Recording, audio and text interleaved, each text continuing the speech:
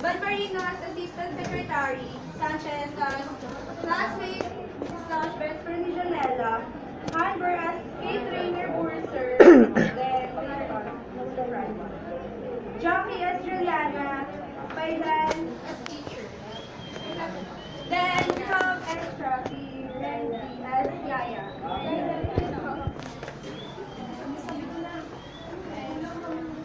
Action! Di ba kulang?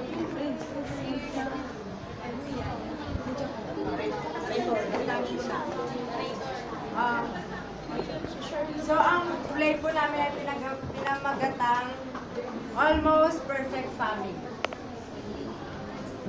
A perfect family is everyone's aiming to. Princess Janela Arguello, a girl who sees Stacy as perfect. She sees the world as perfect too. She sees her mother as perfect. She sees her sister as perfect. She sees her father as perfect. What if one day that perfect family she has will blown away? Will she still believe in such thing as perfect, or she will just continue her life believing in nothing? Chapter 1. Mansion. Perfect family. Yan ang tingin ng mga tao sa pamilya Arguello. Isang pamilya na binubuo ng 4 na katao. Si Mr. Arguello na mapagmahal na ama at asawa. Gayon na din naman si Mrs. Arguello na napakabait at mapagmahal na asawa at ina sa kanilang mga anak. Ang magkapatid na Juliana at Janela naman na sweet at mapagmahal na kapatid at anak din sa kanilang pamilya. Okay. Isang nakakapagod na araw ito sa kanilang pamilya. Lahat ay may kanya-kanyang ginawa sa araw na iyon. Makikita sa bawat isa ang ngiti na gumuguhit sa kanilang mga labi.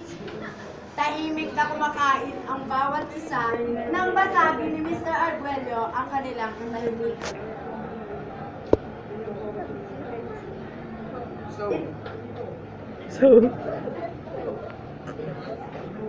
Tinanong ni Mr. Arguello ang kanyang anak kung kumusta ang kanyang unang araw sa pagiging isang 4th year student. So, anak, kumusta yung naging unang araw mo bilang isang 4th year student? It's fine, Dad. Ako na po yung president ng FP of University. Alam ko po na malaking responsibility pero tiwala po ako nila. Gagawa ko po. Congratulations, Princess. I trust you. We trust you. Thank you po. Congrats din, little sis. I'm so proud of you.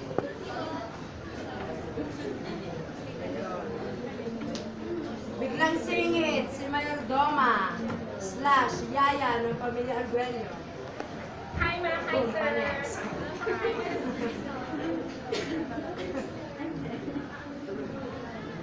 Ma'am, lagi po tayong food. Wala ka pong food, buti nga kayo nakakapagbili kayo ng mahal pagkain. Oo. Gaganda na dali. Sino lang po tayo sa sala? Kaya po tayo sa sala.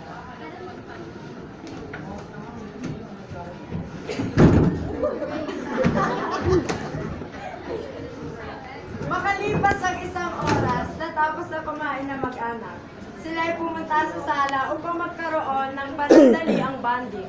Umupo ang magkapatid sa sahig ng kanilang living room, samantala ang mag-asawang Arguello naman ay umupo din sa sahig at sumanda sa couch. Ang ganda ng couch. Naghaharutan ang magkapatid kasama ang kanilang yaya Alicia. Tinukso-tukso nila si Janela na may napupusuan na daw sa university. Dito naman ang mga alaga. Uy, Nanay, alam ba ang present ka ko yata? Ano na naman? Inaan mo. Kayo, ang mga bata kayo, dati-dati lang, pinapalit kayo mga diaper niyo. Dati-dati lang, pinapalit Noon yun.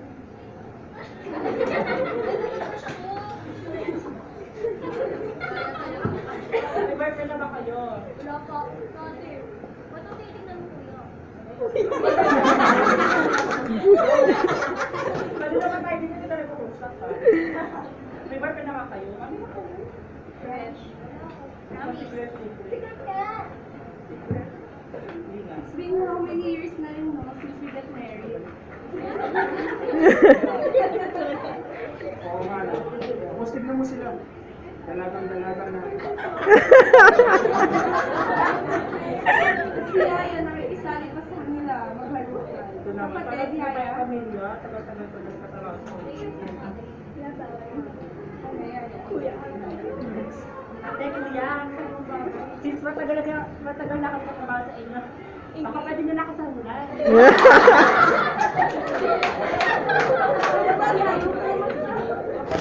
Kakabigay lang namin sa'yo last month. Hindi ka na naman.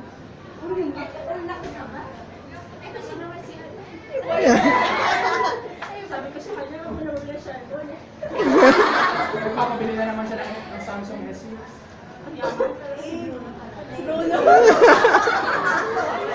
Sige naman, usap na ko.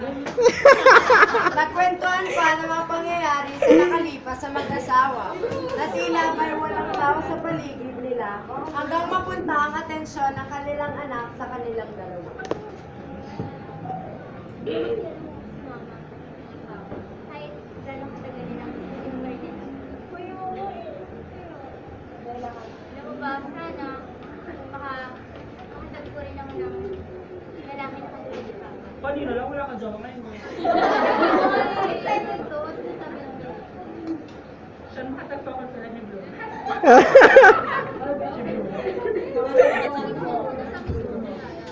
Eto na nga, si Blue. Sa kanya, sabi niya sa akin, hiniram niya yung phone ko, sabi niya, Sharpie daw siya. Sharpie siya, di na bumali. Hindi, hindi na siya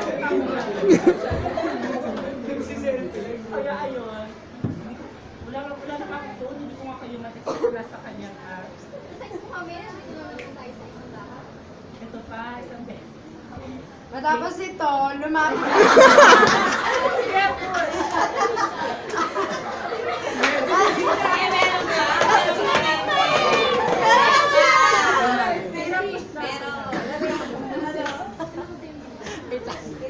Matapos nito, lumapit na magkapatid sa kanilang magulang at sila ay nag-family hug. Ano? Family hug, kasama ba yan sa family? Family hug. Ay, Yaya. Family hug.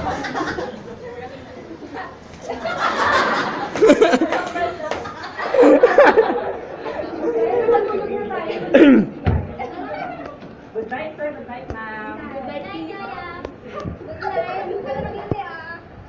Ano ba yung kanta dyan?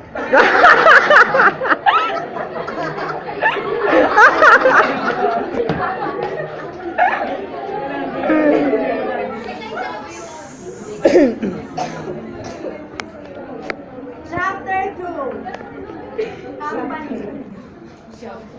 Kinabukasan. Maagang nagsigising ang pamilya Arguello. Si Mr. Arguello ay handa na sa pagpasok sa kanyang opisina, gayon din naman si Juliana. Kasama ni Mr. Arguello ang panganay na anak sa opisina dahil lang nag-graduate ang panganay niyang anak bilang cum laude sa Xavier, ay kinuha niya agad ito at nilagay bilang acting CEO ng kanilang company. Nagsisilbi na din ito bilang training ni Juliana. Sa kabilang banda, si Janela naman ay handa na sa pagpasok sa eskwela. Sorry. Daddy, pumunta na po ako sa school. Dito po. Ayun po, bayate. Sumakay na si Janela sa kanyang sariling kotse at tsaka ulit. Ay, Dad! Nawala na ako. Ay, nakamitin.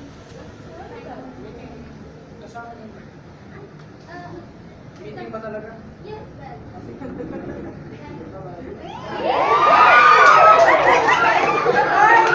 Ay,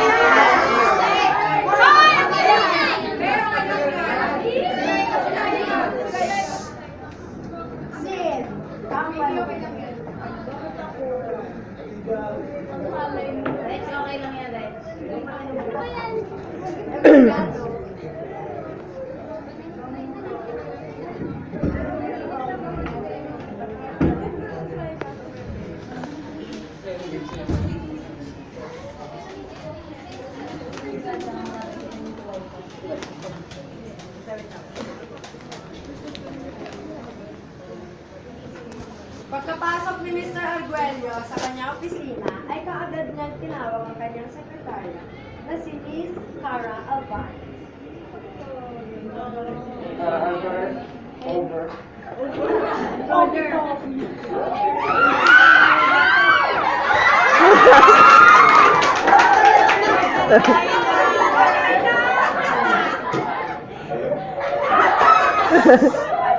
Hoy, di ako makasigit. Mabilis naman kumilo si Miss Alba. Ay, sorry, Alvarez.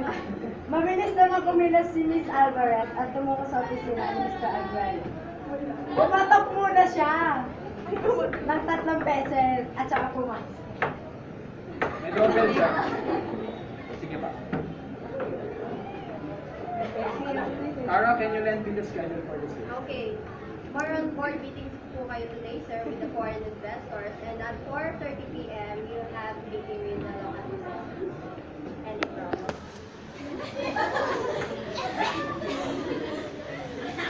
Lumapit naman sa kanya at kanyang sekretarya at ang dalawa ang dalawa niyang senior. Isang dangkal ang layo ng kanilang mga mukha at nagsalita sila.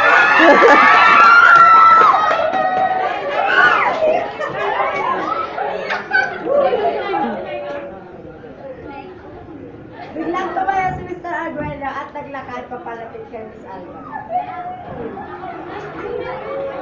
So, what's that? Well, we know already the name, but hindi pa namin alam kung saan sila settle ngayon. To tell you honestly, mahirap to at hindi namin alam. Well, it's been how many years na simula nung sinimulan natin. Wala nangyayari. Pare-parehas kami binabalita niyo sa akin. Ashna, we're doing our best for peace. Pero yun lang talaga nakuha namin information. Tsaka ikaw na din nagsabi, di ba? It has been years. Sabi mo kanina yun.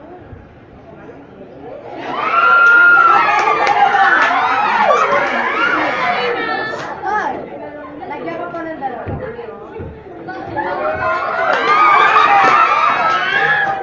Mas malapit. Sir, si Charity po ito.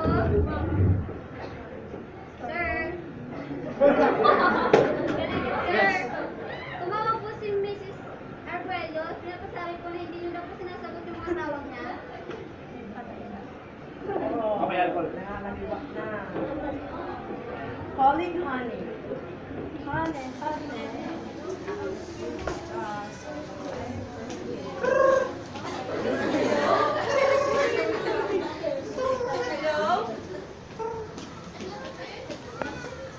I'm sorry, hindi ko nasagot yung mga tawag. Hindi ko na ako tumawag sa text kaya. Nakaramdam na matindi ka ba si Mr. Arguello? Bigla siyang napatayo sa kanyang ilog. Can you tell me the password of the vault here inside our room? Ayaw na.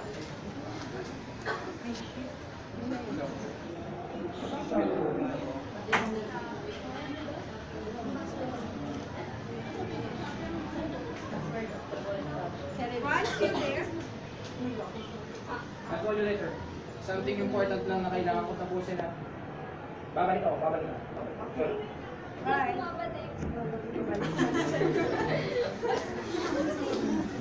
Chapter 3. Sa mansion ulit. Sa mansion. Sa mansion kung saan puno ng kaligayahan, ngunit ngayon, puno na ng kalungkutan.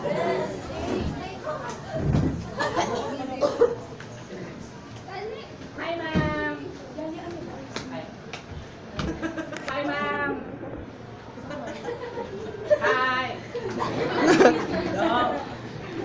Mommy, do you think it's true? Wizard, I think it is. Kasi ito na, yung ebidensya, di ba? Ito na nga eh, sinasabi na sa ebidensya na to, na may ginagawa kayo ng tatay mo. Ano ba yan? May ate. Daddy? I don't know. I really don't know. Samantalang, habang nag-uusap ang mag-ina, ay hindi nila alam na may nakarinig pala ng kanilang pinag-uusap.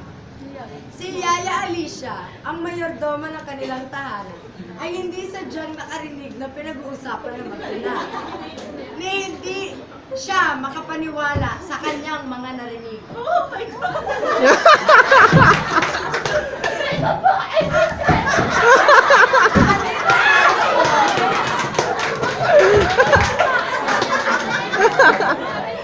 Aalis na sana siya nang may nararamdaman siyang kamay na pumatong sa kanyang balikat. Sa amoy ko lang nagpabango nito, ay alam na ni Yaya Alicia kung sino.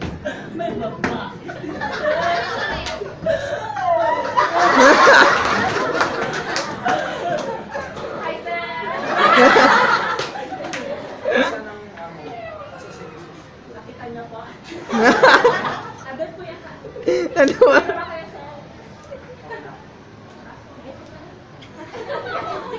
Si Mr. Alfredo naman ay pumasok sa silid. Naabutan niya ang madamdaming pag-uusap ng mag-ina. Ay, sir, mayaman tayo. Nakadama si Mrs. Alfredo na may taong nakatayo sa gilid niya. Tumingin ito ng masama sa asawa. Si Mr. Alfredo naman ay nakadama ng ay mag-aampunan.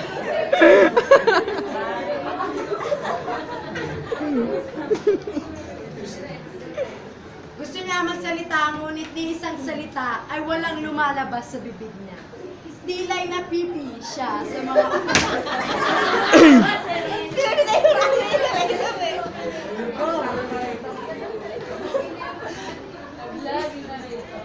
Totoo ba lahat to? May wala isa sa... Wala to, wala to. Ano ba? Is for stupid that? Ito lahat. Ito lahat yung ebidensya.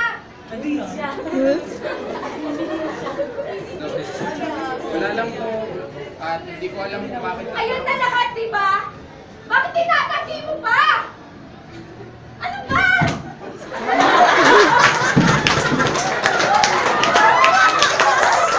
Thank you anymore! Ayoko na dito! Alis na ako! Yes! Nalumayos ka. Ano ba kasi yan?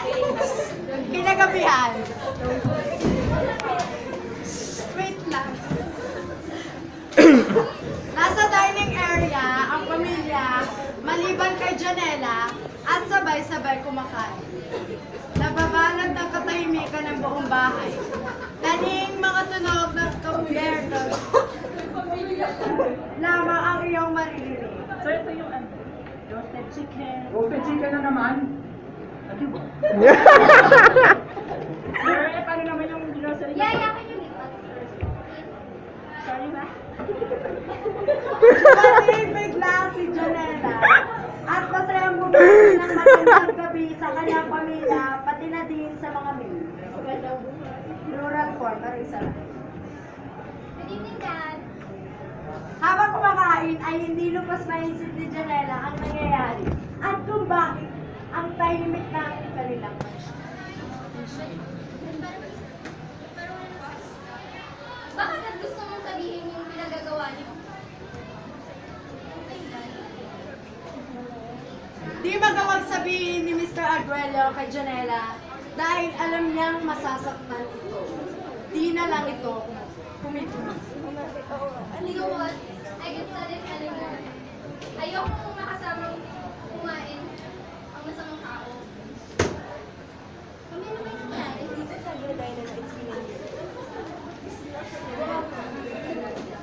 Ano gusto mong sabihin? Yes, pwede ba? Ano lang ba? Sabihin na lang kasi sa akin. Dad, ano ba yun? Stop yun. Stop. No.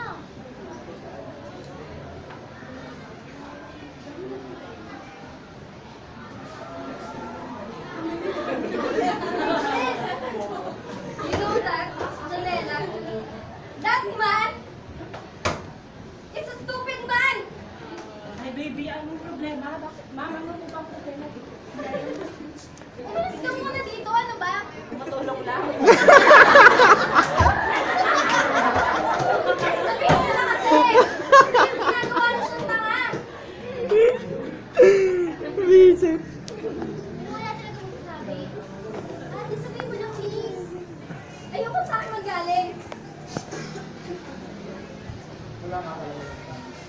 Ako magsasabi.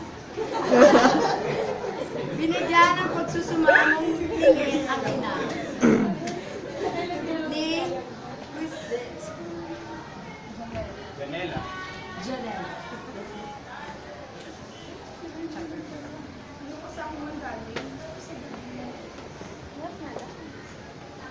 So ganito, tapos hindi tayo nag-uusap, hindi kaya sa loob. Ano ba, sabihin niyo na please? Ligoy-ligoy pa kayo eh.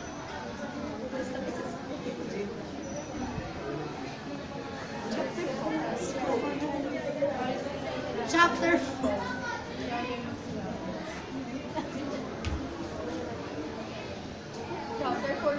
Chapter 4, School. Isang magandang umaga ang araw na ito para kay Janelle. Para kasi sa kanya, bawat araw ay makahulugan. Isa si Janela sa most popular students sa university. Beauty and brains, ika nga, bila. Plus, good attitude. Plural for, pero isa lang. Para sa mga estudyante sa university, siya na ang perfect student in campus. Siya din ang student council president ng university, kaya if you need help, just let her know. Classroom. Maingay ang buong klase dahil nag-uusap-usap ito. Sa nagbabalita, may transfer daw. Tila gulat na gulat ang lahat dahil bibihira ang may nagtatransfer sa kanila dahil 4th year na ang batch nila at graduating. Transfer daw! Nagsitahim.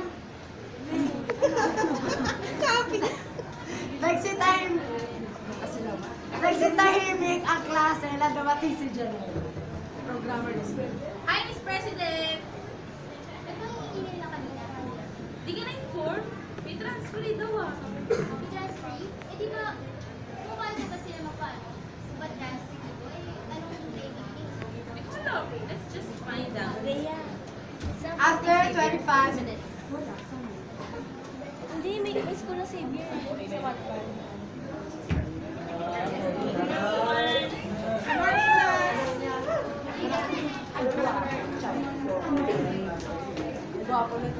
Just to inform you, meron tayong transferee. Good morning ka muna, ma'am. Good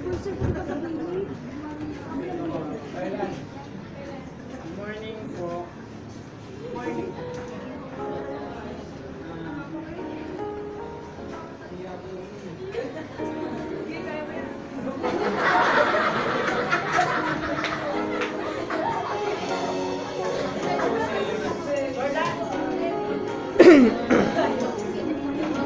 Habang pinapakilala ni Mercer ang kanya sarili, si Janela naman ay napatulala sa lalaking nagpapakilala sa harap. Tila na love at first sight siya. Nag-daydream na yata siya sa kanyang isipan. A future with this man. Miss Janela. Uy! Tawag ko.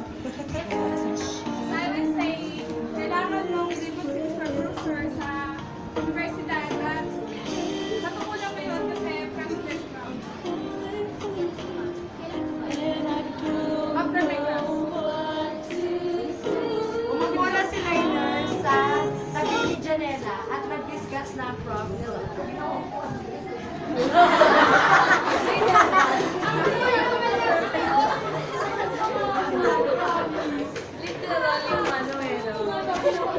Sabi nga talaga. Okay, review. Sino nakakaalala sa meaning ng direct experience? Sino makakapagpaliwan? Ano, hindi ako nagturo? Ako talaga nagtuturo ka eh. Pwede po kumain ng direct experience. Absent po kayo. Present ako. Palis lang kayo doon. Okay. Direct experiences.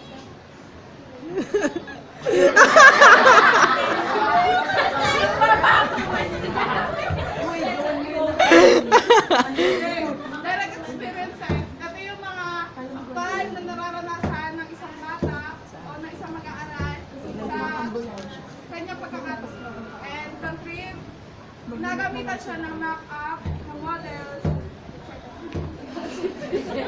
After 1 hour, Oh, okay, class dismiss. nag-dismiss na ng klase ang kanilang professor. Habang sina Janelle at Rainer naman ay nag-aayos ng kanilang gamit.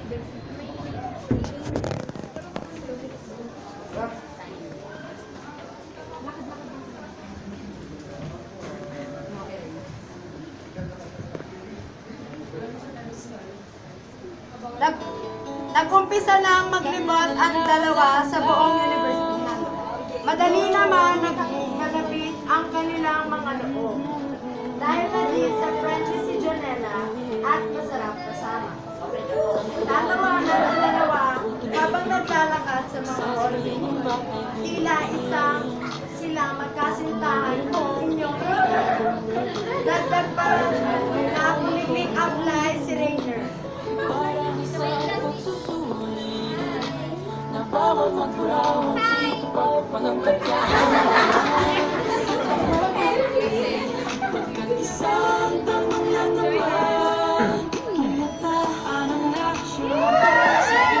Makalipas ang ilang buwan, second semester na.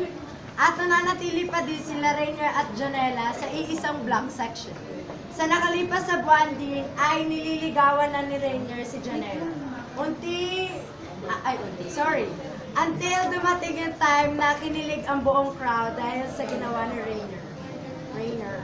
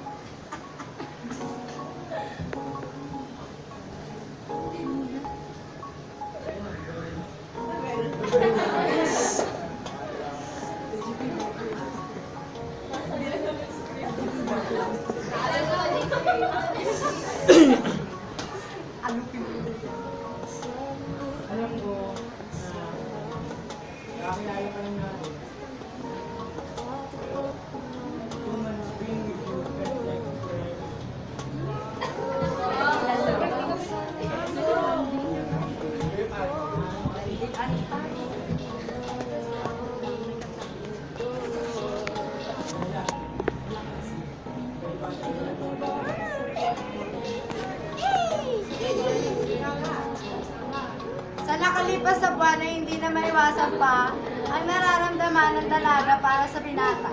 Kaya di siya nag-atubiling sagutin pa ang binata.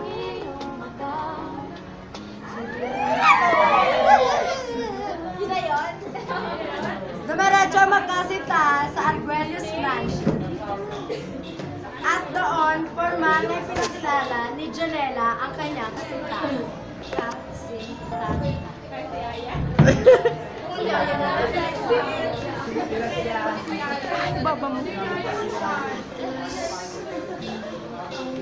Uy, baby, nandiyan ka na pala.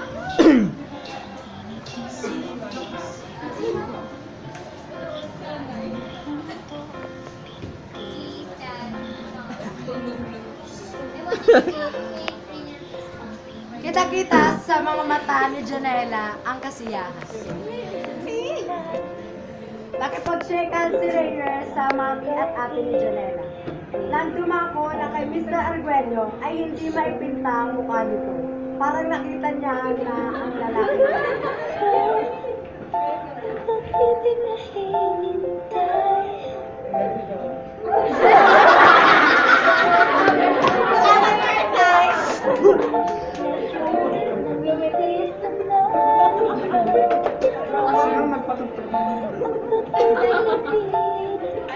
Sir, sorry. Ay, juice? Juice? You want juice? Hindi, ayun. Wala tayong juice. You want juice? Nagpakilala si Rainer at nilahad niya ang kanyang kamay dito at inaantay ang kamay ni Mr. Well. Kita na ba tayo dati? Nabutos si Polito. Well, siguro ibang tao. Well, nice meeting you.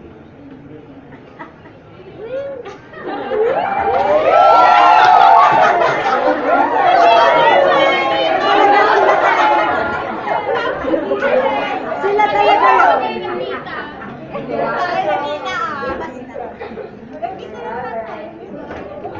Lumipas ang mga araw at buwan. Pati between. At nalalapit na ang kanilang graduation day. Siyempre, ang magna cum laude na, magna na.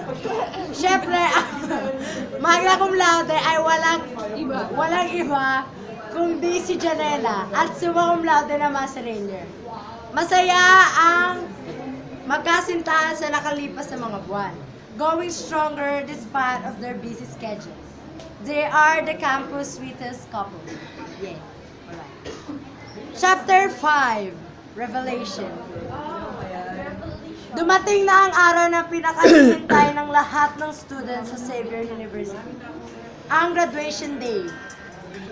Natapos sa seremonya ng graduation at tag-umpisa na magkasiyahan ng mga graduate students. Yan na lang. Samantala si Janela naman ay hinatak na si Rainier papunta sa lugar kung nasaan ang kanyang ama. Nasa rooftop ito at nagpapahangin sabi ng kanyang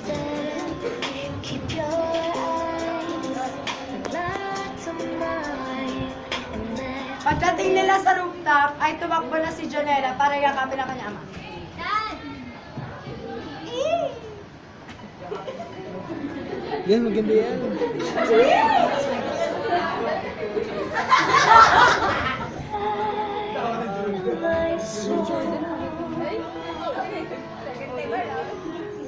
It's the one that I tried to write over and over again.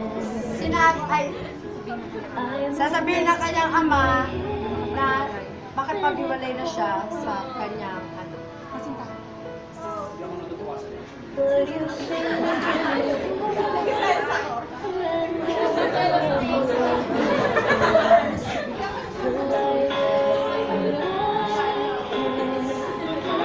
Yes.